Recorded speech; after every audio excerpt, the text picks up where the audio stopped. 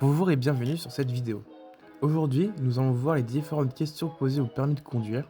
Chaque question comportera une partie vérification intérieure ou extérieure et une partie question QCR, c'est-à-dire question sécurité routière. Pour savoir quelle question va être posée, l'examinateur va regarder les deux derniers chiffres du compteur kilométrique. Il y aura une question vérification intérieure ou extérieure, une question sécurité routière et une sur les premiers secours. Montrez la commande de réglage de hauteur des feux. Sur ce modèle, ce réglage est automatique, mais en général, il est situé à gauche du volant. Pourquoi doit-on régler la hauteur des feux? Pour ne pas éblouir les autres usagers. Montrez où s'effectue le remplissage du produit lave-glace. Le réservoir du produit lave-glace se situe dans le capot du véhicule.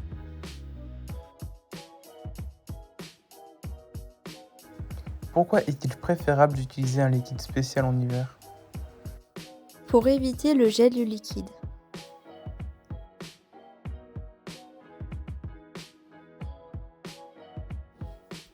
Mettez le rétroviseur intérieur en position de nuit. Sur ce modèle, il se positionne automatiquement, mais il est possible de le positionner manuellement en tirant sur cette languette. Quel est l'intérêt de la position nuit? La position nuit nous empêche d'être éblouis par les feux du véhicule suiveur.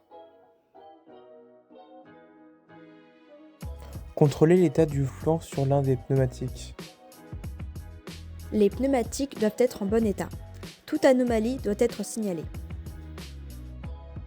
Citez un endroit où l'on peut trouver les pressions préconisées pour les pneumatiques. Elles sont indiquées soit sur une plaque sur une portière, soit dans la notice d'utilisation du véhicule, ou soit au niveau de la trappe à carburant.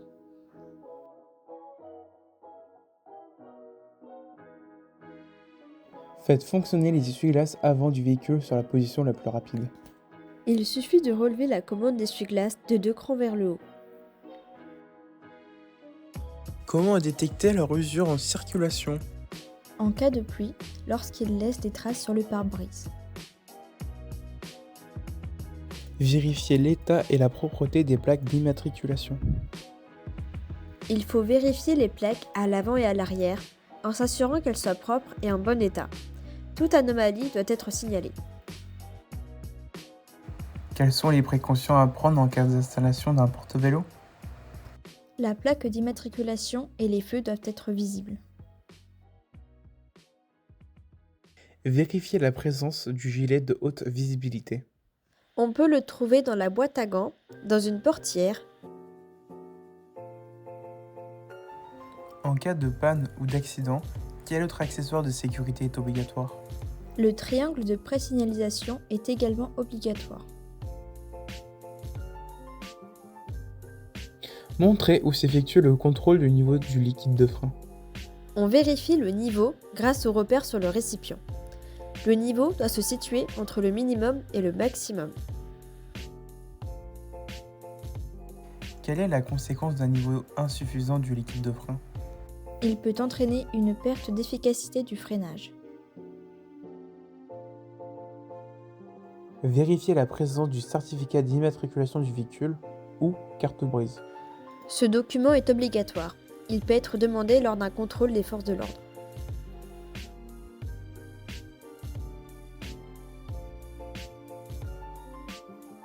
Quels sont les deux autres documents obligatoires à présenter en cas de contrôle par les forces de l'ordre? L'attestation d'assurance et le permis de conduire. Contrôlez l'état de tous les balais d'essuie-glace du véhicule. Il faut s'assurer de la propreté et de l'absence de fissures sur la lame du balai. Quel est le risque de circuler avec les balais d'essuie-glace défectueux? Une mauvaise visibilité en cas d'intempérie.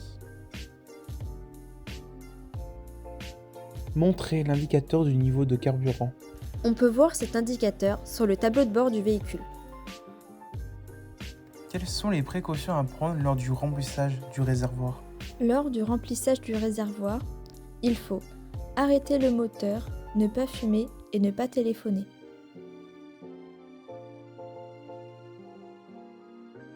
Montrez où s'effectue le remplissage du liquide de refroidissement. Le réservoir du liquide de refroidissement se situe dans le capot du véhicule. Quel est le danger si l'on complète le niveau du liquide lorsque le moteur est chaud? Cela peut entraîner un risque de brûlure.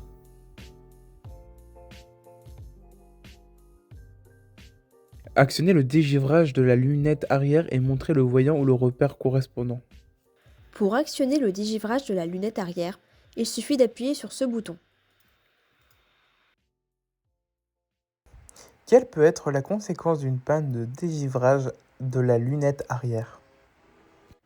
Une insuffisance ou une absence de visibilité vers l'arrière. Contrôlez l'état, la propreté et le fonctionnement de tous les clignotants côté trottoir. Les clignotants doivent être propres, en bon état et fonctionnels. Toute anomalie doit être signalée.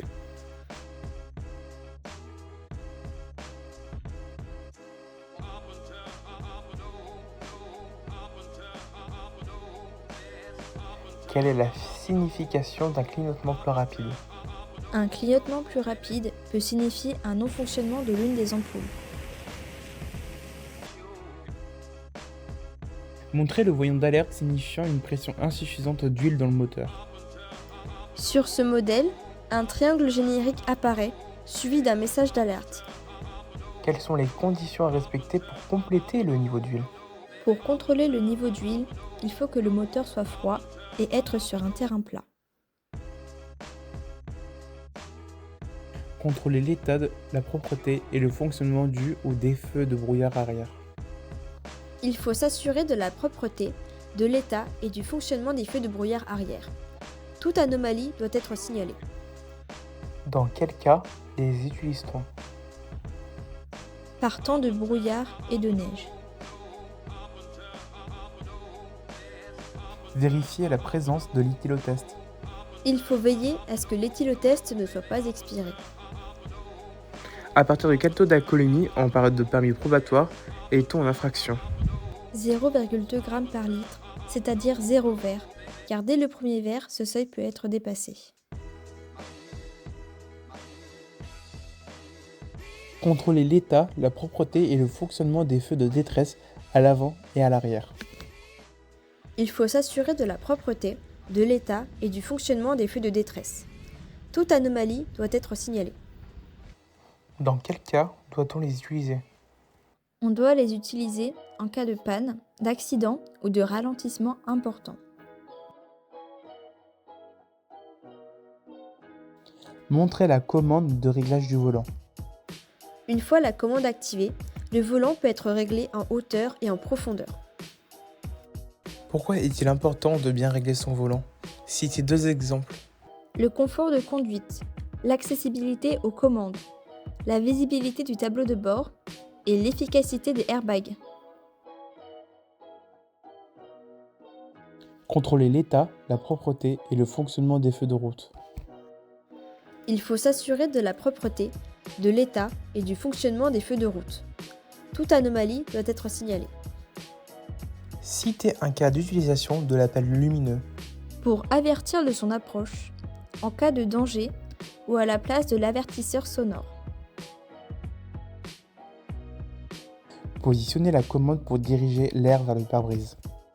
Pour diriger l'air vers le pare-brise, il suffit d'appuyer sur ce bouton. Citez 2 éléments complémentaires permettant un désembuage efficace.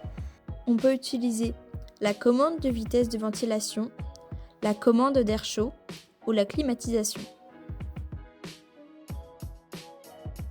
Montrez où doit s'effectuer le contrôle du niveau d'huile moteur. Sous le capot, il faut tirer la jauge et vérifier que le niveau soit au-dessus du repère mine. Quel est le principal risque d'un manque d'huile moteur? Un manque d'huile moteur peut entraîner un risque de détérioration ou de casse du moteur. Montrez le voyant d'alerte signalant un défaut de la batterie. Sur ce modèle, un triangle générique apparaît, suivi d'un message d'alerte. Qu'est-ce qui peut provoquer la décharge de la batterie, moteur éteint? Laisser les feux allumés ou encore les accessoires électroniques branchés peuvent provoquer la décharge de la batterie. Montrez l'emplacement de la batterie du véhicule. La batterie se situe sous le capot du véhicule. Quelle est la solution en cas de panne de batterie pour démarrer le véhicule sans le déplacer? En cas de panne de batterie, on peut brancher une deuxième batterie en parallèle, où il faut raccorder les plus ensemble et les moins ensemble, ou alors remplacer totalement la batterie. De quelle couleur est le voyant qui indique une défaillance du système de freinage? Le voyant est rouge. Quel est le risque de circuler avec un frein de parking mal desserré? Une dégradation du système de freinage. Contrôler l'état, la propreté et le fonctionnement des feux de croisement. Il faut s'assurer de la propreté, de l'état et du fonctionnement des feux de croisement. Toute anomalie doit être signalée. Quelles sont les conséquences d'un mauvais réglage de ces feux? Une mauvaise vision vers l'avant et un risque d'éblouissement des autres usagers. Montrez le voyant d'alerte signalant une température trop élevée du liquide de refroidissement. Voici le voyant. On peut le retrouver sur le tableau de bord. Quelle est la conséquence d'une température trop élevée de ce liquide? Une surchauffe ou une casse moteur. Vérifiez l'état et la propreté des dispositifs réfléchissants. Les dispositifs réfléchissants doivent être propres et en bon état. Toute anomalie doit être signalée. Quelle est l'utilité des dispositifs réfléchissants? Ils servent à rendre visible le véhicule la nuit. Montrez le voyant signalant la mauvaise fermeture d'une portière. Voici le voyant. On peut le retrouver sur le tableau de bord. Quelles précautions dois-je prendre pour que les enfants installés à l'arrière ne puissent pas ouvrir leur portière? Pour ce faire, il faut actionner la sécurité enfant sur les deux portières arrière.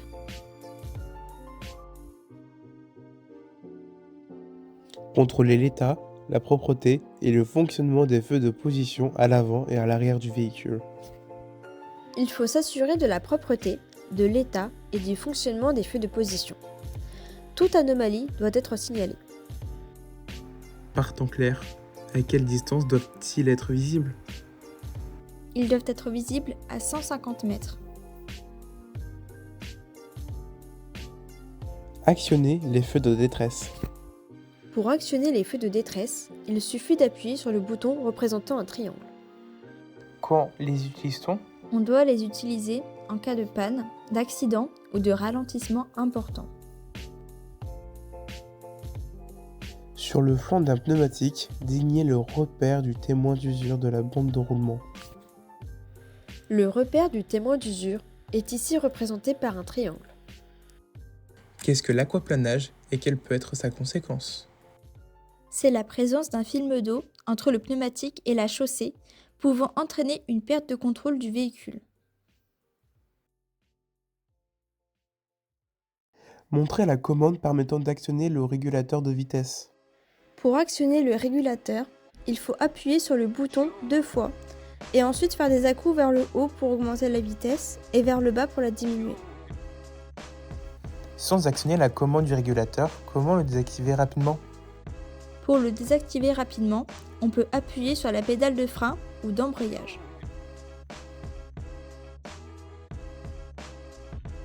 Ouvrez la trappe à carburant et ou vérifiez la bonne fermeture du bouchon. Pour ouvrir la trappe, il faut exercer une pression. Puis, on vérifie la fermeture du bouchon. Quelles sont les précautions à prendre lors du remplissage du réservoir? Lors du remplissage du réservoir, il faut arrêter le moteur, ne pas fumer et ne pas téléphoner.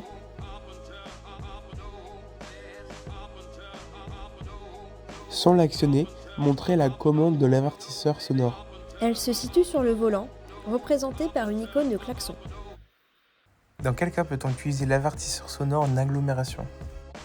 On ne peut l'utiliser qu'en cas de danger immédiat. Montrez où s'effectue le remplissage de l'huile moteur. Le remplissage de l'huile moteur s'effectue sous le capot du véhicule. Quel est le risque d'un manque d'huile moteur? Un manque d'huile moteur peut entraîner un risque de détérioration ou de casse du moteur.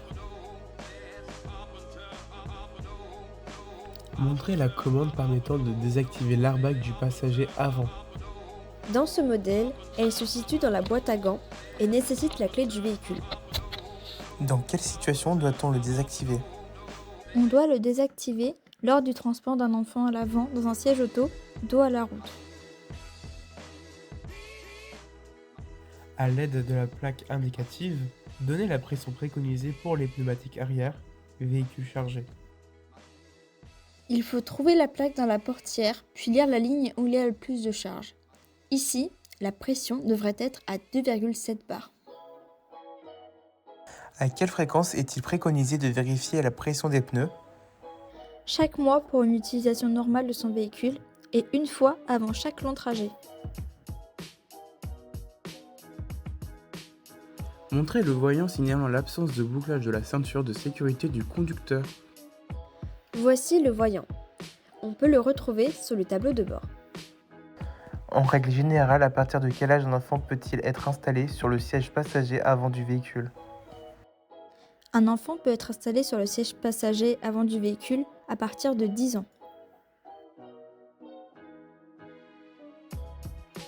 Vérifiez le fonctionnement de l'éclairage de la plaque d'immatriculation à l'arrière. On vérifie que les ampoules ne présentent pas de fissures. Toute anomalie doit être signalée. Un défaut d'éclairage de la plaque lors du contrôle technique entraîne-t-il une contre-visite? Oui, cela peut entraîner une contre-visite. Vérifiez la présence de l'attestation d'assurance du véhicule et de sa vignette sur le pare-brise. L'attestation d'assurance se trouve dans ce carnet. Même si on les retrouve toujours, les vignettes, elles, ne sont plus obligatoires. Quels sont les deux autres documents obligatoires à présenter en cas de contrôle par les forces de l'ordre? Le certificat d'immatriculation et le permis de conduire. Le terme carte grise est accepté. Indiquez où se situe la sécurité enfant sur l'une des portières à l'arrière du véhicule. Elle se situe sur le côté de la portière, côté conducteur. Il faut appuyer sur ces boutons. Si la sécurité enfant est enclenchée, est-il possible d'ouvrir la portière arrière depuis l'extérieur? Oui, cela est toujours possible. Allumez le feu de brouillard arrière et montrez le voyant correspondant. Le feu de brouillard arrière est activé grâce à ce bouton. Pouvez-vous les utiliser par forte pluie? Non, nous ne pouvons pas les utiliser par forte pluie. Avec l'assistance de l'accompagnateur, contrôlez l'état, la propreté et le fonctionnement du ou des feux de recul. Il faut s'assurer de la propreté, de l'état et du fonctionnement des feux de recul. Toute anomalie doit être signalée. Quelles sont leurs deux utilités? Éclairer la zone de recul la nuit et avertir les autres usagers de la manœuvre. Montrez comment régler la hauteur de l'appui-tête du siège conducteur. Il faut appuyer sur ce bouton pour régler l'appui-tête à la hauteur souhaitée. Quelle est son utilité? Il permet de retenir le mouvement de la tête en cas de choc et de limiter les blessures. Avec l'assistance de l'accompagnateur, contrôlez l'état, la propreté et le fonctionnement des feux de stop. Il faut s'assurer de la propreté, de l'état et du fonctionnement des feux de stop. Toute anomalie doit être signalée. Quelle est la conséquence en cas de panne des feux de stop?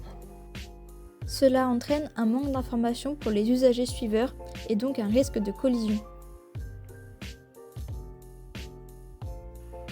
De quelle couleur est le voyant qui indique au conducteur que le feu de brouillard arrière est allumé? Le voyant du feu de brouillard arrière est jaune. Quelle est la différence entre un voyant orange et un voyant rouge? Les voyants rouges signifient une anomalie de fonctionnement ou un danger. Les voyants orange relèvent d'un élément important. Ouvrez et refermez le capot, puis vérifiez sa bonne fermeture.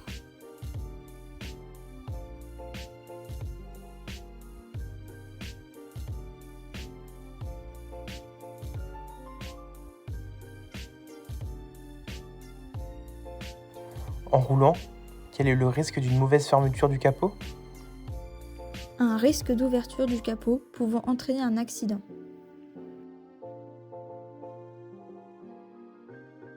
Montrez la commande de recyclage de l'air. Le recyclage de l'air s'active en appuyant sur ce bouton. Quel peut être le risque de maintenir le recyclage de l'air de manière prolongée?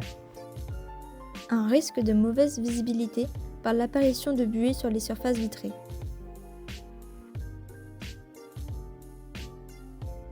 Montrez l'orifice de remplissage du produit lave-glace. Il se situe sous le capot du véhicule. Quel est le principal risque d'une absence de liquide de lave-glace? Une absence de liquide lave-glace peut entraîner une mauvaise visibilité. Allumez les feux de route et montrez le voyant correspondant. Il faut d'abord se mettre en feu de croisement, puis activer la commande. Le voyant bleu est visible sur le tableau de bord. Quel est le risque de maintenir les feux de route lors d'un croisement avec d'autres usagers? Un risque d'éblouissement des autres usagers. Vérifiez l'état, la propreté et le fonctionnement des feux diurnes. Il faut s'assurer de la propreté, de l'état et du fonctionnement des feux diurnes.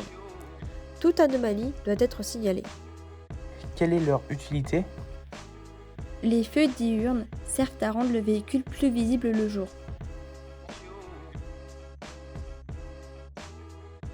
Vérifiez la présence du constat amiable dans le véhicule. En cas d'accident, dans quel délai doit-il être transmis à l'assureur? Il doit être transmis à l'assureur dans un délai de 5 jours ouvrés.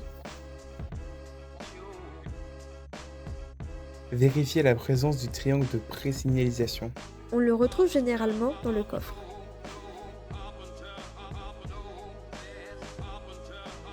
Utilise-t-on le triangle de présignalisation sur autoroute? Non, il est interdit d'utiliser le triangle de présignalisation sur autoroute. De quelle couleur est le voyant qui indique une défaillance du système de freinage? Le voyant est rouge. Quel est le risque de circuler avec un frein de parking mal desserré? Une dégradation du système de freinage. Montrez où s'effectue le changement d'une ampoule à l'avant du véhicule. Sur ce modèle, les ampoules doivent être changées au garage car ce sont des LED. Quelles sont les conséquences en cas de panne d'un feu de croisement? Une mauvaise visibilité et le risque d'être confondu avec un deux roues. Si le véhicule en est équipé, montrez la commande du limiteur de vitesse. Pour actionner le limiteur de vitesse, il faut appuyer sur le bouton Lim et faire des petits à-coups soit vers le haut, soit vers le bas, selon si on veut augmenter ou diminuer la vitesse de limite. Quelle est l'utilité d'un limiteur de vitesse? Il sert à ne pas dépasser la vitesse programmée par le conducteur. Montrez où s'effectue le changement d'une ampoule à l'arrière du véhicule. Sur ce modèle, les ampoules peuvent être changées sur le côté, mais il faut d'abord ouvrir le coffre. Quelles sont les conséquences en cas de panne d'un feu de position arrière? Être mal vu et un risque de collision. Faites fonctionner l'essuie-glace arrière du véhicule. Pour activer l'essuie-glace arrière, il faut pousser la commande vers le tableau de bord. Pour une bonne visibilité vers l'arrière, en plus de l'utilisation de l'essuie-glace, quelle commande pouvez-vous actionner par temps de pluie? On peut actionner la commande de désembuage ou dégivrage arrière.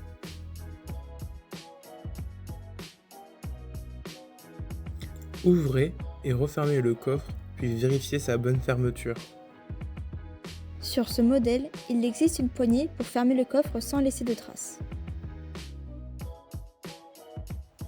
Lorsque vous transportez un poids important dans le coffre, quelles sont les précautions à prendre en ce qui concerne les pneumatiques et l'éclairage? Il faut augmenter la pression des pneumatiques et régler la hauteur des feux avant. Indiquez où se situent les attaches de type Isofix dans le véhicule. Elle se situe aux extrémités des sièges arrière. Pour info, les attaches de type Isofix sont obligatoires sur les véhicules neufs depuis 2011. Peut-on fixer tous les sièges enfants sur des attaches de type Isofix? Non, nous ne pouvons pas fixer tous les sièges, seulement ceux compatibles avec ce type d'attache. Ouvrez et refermez le coffre, puis vérifiez sa bonne fermeture. Sur ce modèle, il existe une poignée pour fermer le coffre sans laisser de traces. Quels sont les risques de circuler avec des objets sur la plage arrière? Une mauvaise visibilité vers l'arrière et un risque de projection en cas de freinage brusque ou de choc. Montrez sur le tableau de bord le voyant indiquant une baisse de pression d'air d'un pneumatique. Voici le voyant. On peut le retrouver sur le tableau de bord. À quelle fréquence est-il préconisé de vérifier la pression des pneus?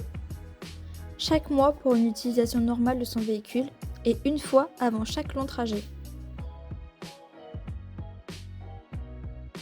Procédez à l'ouverture du capot, puis à sa fermeture en vous assurant de son verrouillage.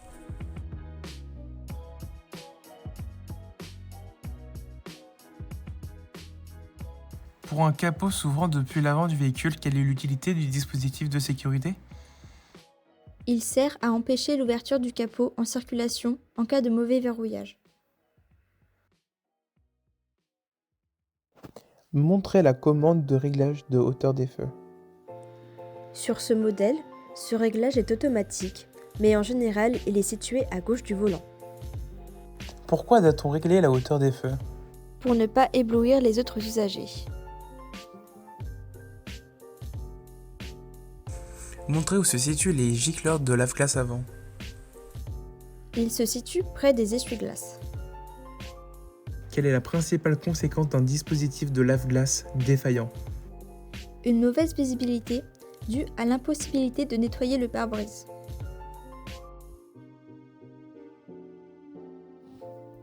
Mettez le rétroviseur intérieur en position de nuit. Sur ce modèle, il se positionne automatiquement, mais il est possible de le positionner manuellement en tirant sur cette languette. Quel est l'intérêt de la position nue? La position nuit nous empêche d'être éblouis par les feux du véhicule suiveur. Contrôlez l'état du flanc sur l'un des pneumatiques. Les pneumatiques doivent être en bon état. Toute anomalie doit être signalée. Citez un endroit où l'on peut trouver les pressions préconisées pour les pneumatiques. Elles sont indiquées, soit sur une plaque sur une portière, soit dans la notice d'utilisation du véhicule, ou soit au niveau de la trappe à carburant.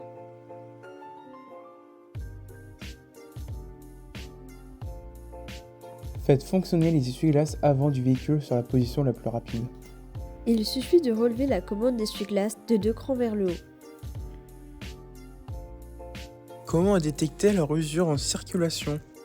En cas de pluie, lorsqu'il laisse des traces sur le pare-brise. Montrez où s'effectue le contrôle du niveau du liquide de frein. On vérifie le niveau grâce au repère sur le récipient. Le niveau doit se situer entre le minimum et le maximum. Quelle est la conséquence d'un niveau insuffisant du liquide de frein? Il peut entraîner une perte d'efficacité du freinage. Vérifiez la présence du gilet de haute visibilité. On peut le trouver dans la boîte à gants, dans une portière. En cas de panne ou d'accident, quel autre accessoire de sécurité est obligatoire? Le triangle de présignalisation est également obligatoire. Montrez où s'effectue le remplissage du liquide de refroidissement. Le réservoir du liquide de refroidissement se situe dans le capot du véhicule. Quel est le danger si l'on complète le niveau du liquide lorsque le moteur est chaud? Cela peut entraîner un risque de brûlure.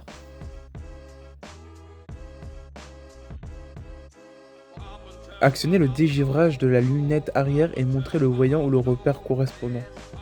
Pour actionner le dégivrage de la lunette arrière, il suffit d'appuyer sur ce bouton. Quelle peut être la conséquence d'une panne de dégivrage de la lunette arrière? Une insuffisance ou une absence de visibilité vers l'arrière. Contrôler l'état, la propreté et le fonctionnement de tous les clignotants côté trottoir.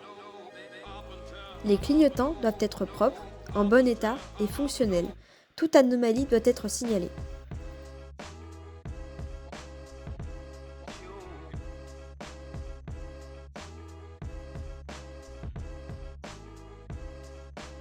Quelle est la signification d'un clignotement plus rapide? Un clignotement plus rapide peut signifier un non-fonctionnement de l'une des ampoules. Montrer le voyant d'alerte signifiant une pression insuffisante d'huile dans le moteur. Sur ce modèle, un triangle générique apparaît, suivi d'un message d'alerte. Quelles sont les conditions à respecter pour compléter le niveau d'huile? Pour contrôler le niveau d'huile, il faut que le moteur soit froid et être sur un terrain plat. Contrôler l'état, la propreté et le fonctionnement des feux de détresse à l'avant et à l'arrière. Il faut s'assurer de la propreté, de l'état et du fonctionnement des feux de détresse. Toute anomalie doit être signalée. Dans quel cas doit-on les utiliser? On doit les utiliser en cas de panne, d'accident ou de ralentissement important. Vérifier la présence de l'éthylotest. Il faut veiller à ce que l'éthylotest ne soit pas expiré. À partir de quel taux d'alcoolémie en période de permis probatoire est-on en infraction? 0,2 g par litre, c'est-à-dire 0 verre, car dès le premier verre, ce seuil peut être dépassé. Contrôler l'état, la propreté et le fonctionnement des feux de route. Il faut s'assurer de la propreté, de l'état et du fonctionnement des feux de route. Toute anomalie doit être signalée. Citez un cas d'utilisation de l'appel lumineux. Pour avertir de son approche, en cas de danger ou à la place de l'avertisseur sonore. Positionnez la commande pour diriger l'air vers le pare-brise. Pour diriger l'air vers le pare-brise, il suffit d'appuyer sur ce bouton. Citez 2 éléments complémentaires permettant un désembuyage efficace. On peut utiliser la commande de vitesse de ventilation, la commande d'air chaud ou la climatisation. Montrez où doit s'effectuer le contrôle du niveau d'huile moteur. Sous le capot, il faut tirer la jauge et vérifier que le niveau soit au-dessus du repère mine. Quel est le principal risque d'un manque d'huile moteur? Un manque d'huile moteur peut entraîner un risque de détérioration ou de casse du moteur. De quelle couleur est le voyant qui indique une défaillance du système de freinage? Le voyant est rouge. Quel est le risque de circuler avec un frein de parking mal desserré? Une dégradation du système de freinage. Contrôler l'état, la propreté et le fonctionnement des feux de croisement.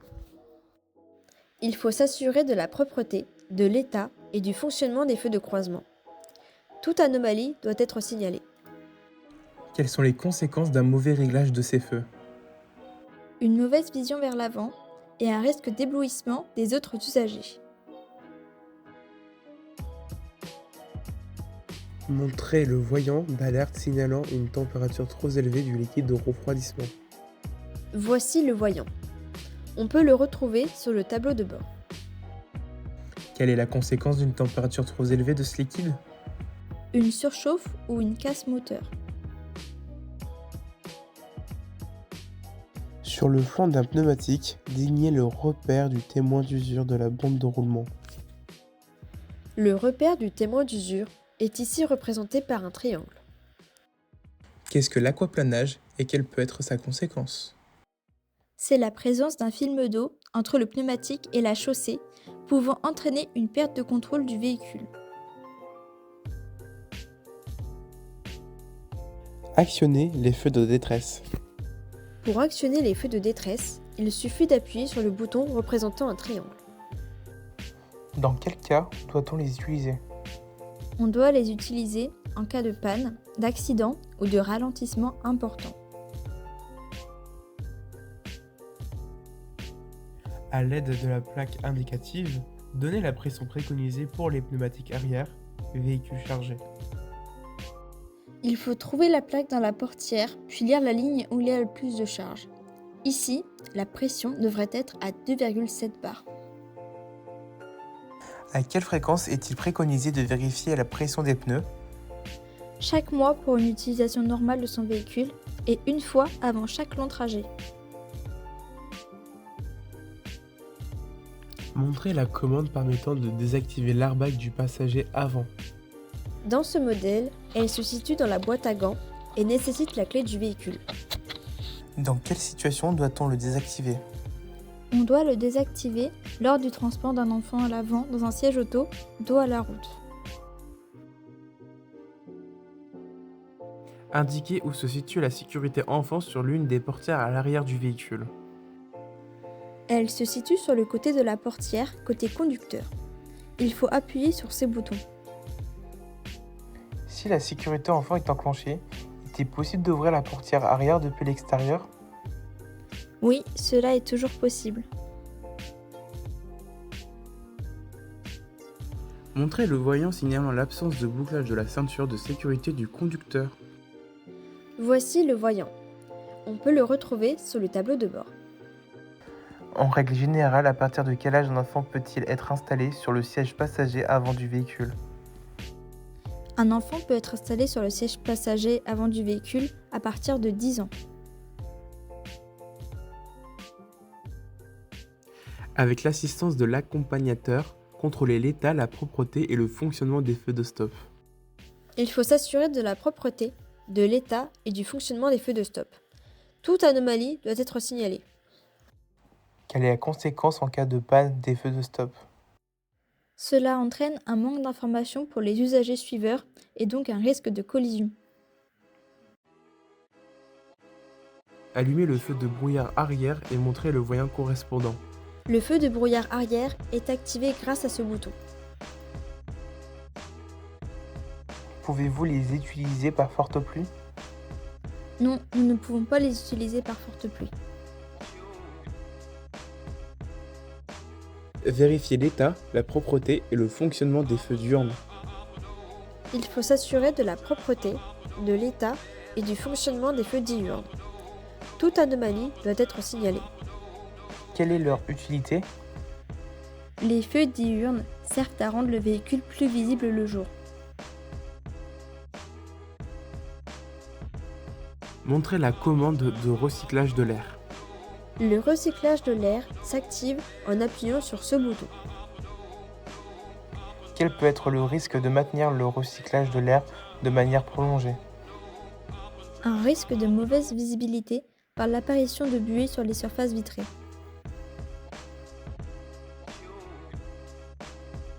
Vérifiez la présence du triangle de pré-signalisation. On le retrouve généralement dans le coffre.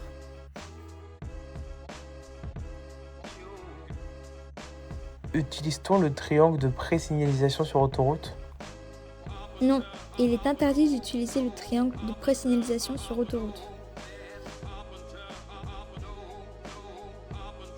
Allumez les feux de route et montrez le voyant correspondant. Il faut d'abord se mettre en feu de croisement, puis activer la commande. Le voyant bleu est visible sur le tableau de bord. Quel est le risque de maintenir les feux de route lors d'un croisement avec d'autres usagers? Un risque d'éblouissement des autres usagers. Montrez où s'effectue le changement d'une ampoule à l'avant du véhicule. Sur ce modèle, les ampoules doivent être changées au garage, car ce sont des LED. Quelles sont les conséquences en cas de panne d'un feu de croisement? Une mauvaise visibilité et le risque d'être confondu avec un deux roues. Faites fonctionner l'essuie-glace arrière du véhicule. Pour activer l'essuie-glace arrière, il faut pousser la commande vers le tableau de bord. Pour une bonne visibilité vers l'arrière, en plus de l'utilisation de l'essuie-glace, quelle commande pouvez-vous actionner par temps de pluie? On peut actionner la commande de désembuage ou dégivrage arrière.